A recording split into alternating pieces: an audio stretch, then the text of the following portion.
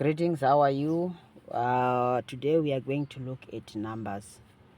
This is a very important topic in mathematics as it lays a basic fundamental principles of this subject. So, what are numbers? Numbers are symbols that are used to represent quantities. If you learn from your science and physics, you learn that there are many quantities that exist.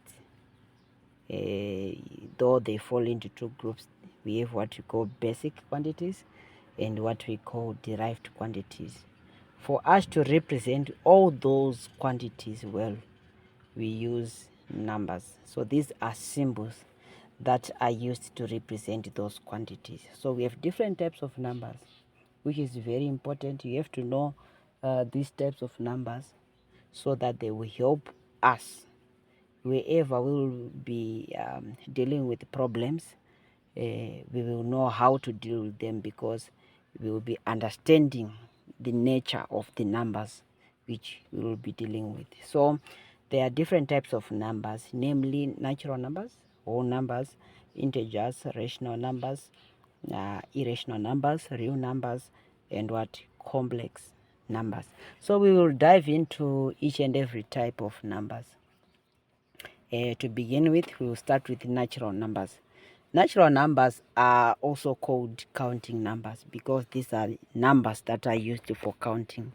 For example, if you want to count anything, maybe people or goods or anything that you want to count, you begin with 1. So natural numbers or counting numbers, these are numbers that we use when we are counting. And there are very important notes to take on natural numbers. Number one, there are no negatives when we are dealing with what? Natural numbers.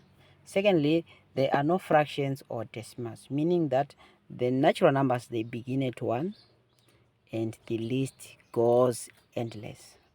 And the second type of a number is called whole numbers. What are whole numbers? Whole numbers, these include 0 and all natural numbers. So what it means is all natural numbers are whole numbers.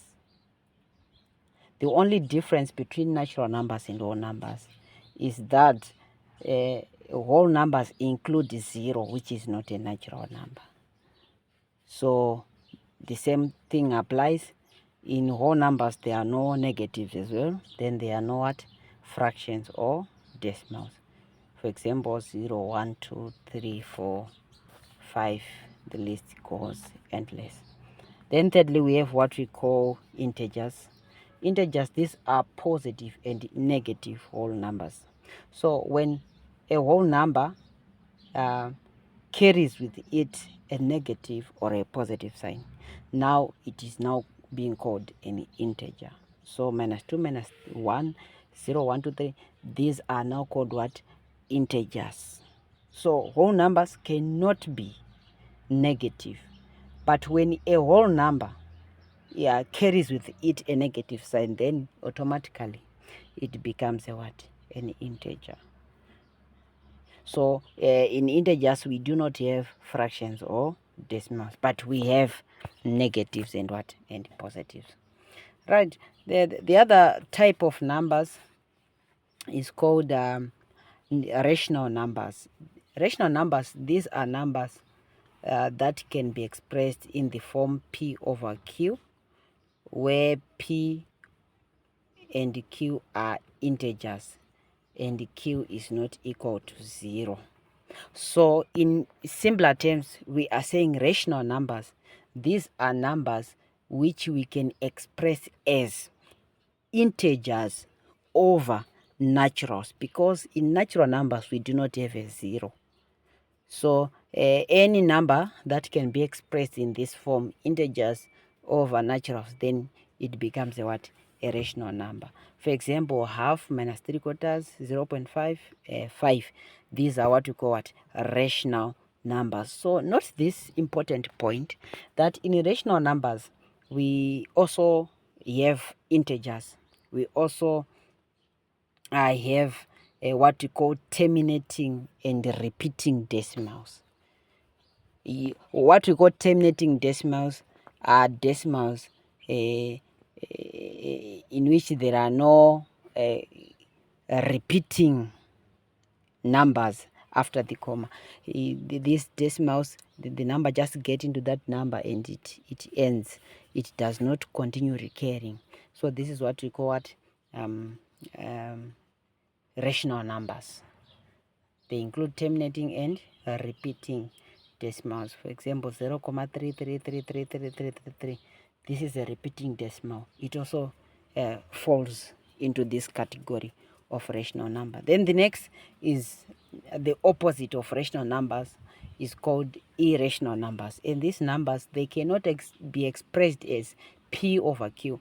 I have said P over Q. P stands for what? Integers. Then Q stands for what? Natural. So these numbers, they cannot be expressed as simple fractions. For example, pi is 3.1415926, and so on. The list goes on. The decimal is not what? Terminating, right? Square root of 2, the list goes on as well. Then this one is for exponential. The list continues to go on. So on my notes there, I've noted this, that irrational numbers, they have a never ending and non-repeating decimals. So when the decimals are repeating, then it is a rational. But when the decimals are not repeating and are not ending as well, these are what you call what? Irrational numbers. So we have pi, we have root 2, we have e. All sets, SURDS, all sets, they fall under irrational what? Numbers.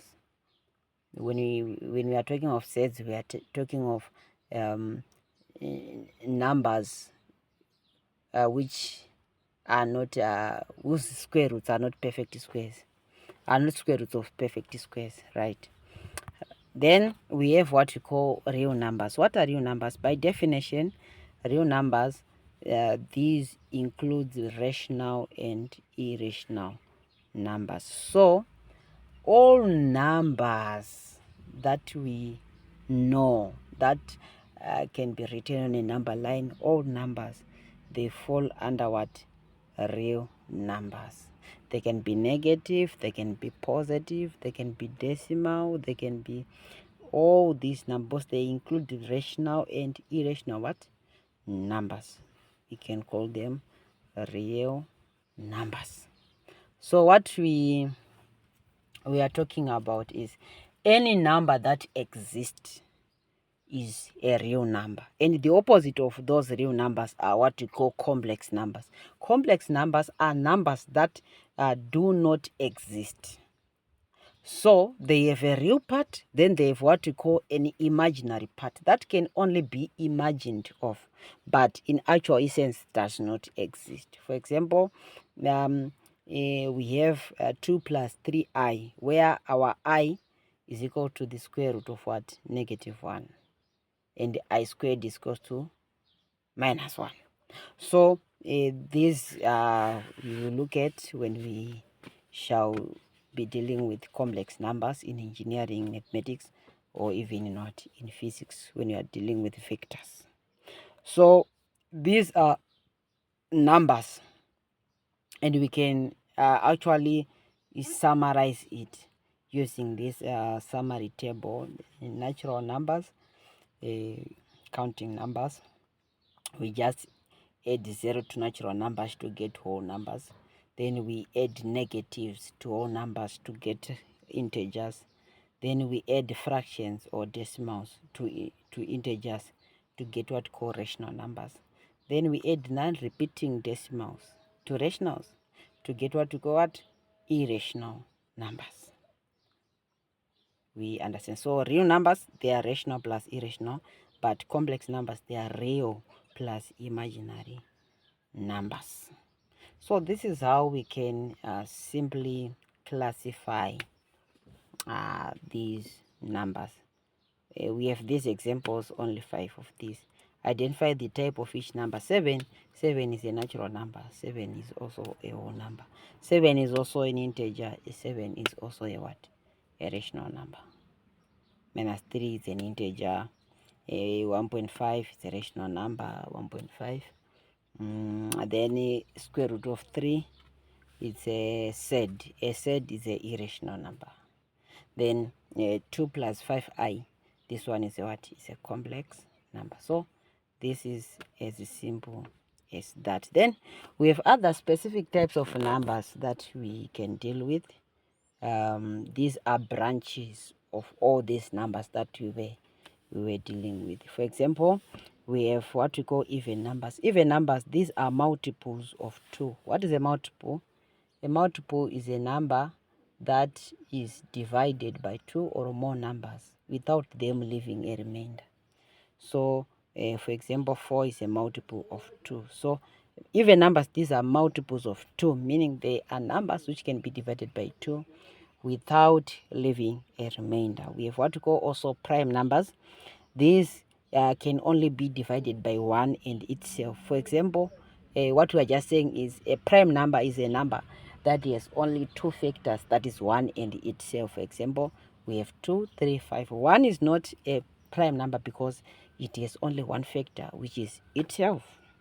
Then odd numbers, these are numbers which are not multiples of 2 or which are not divisible by 2. For example, 1, 3, 5, 7, 9, 11, 13. The list goes endless. So these are some of the numbers that we deal with. So numbers, they are used in different real life applications. Temperatures, bank balances, these are integers. Measurements, we use rational numbers.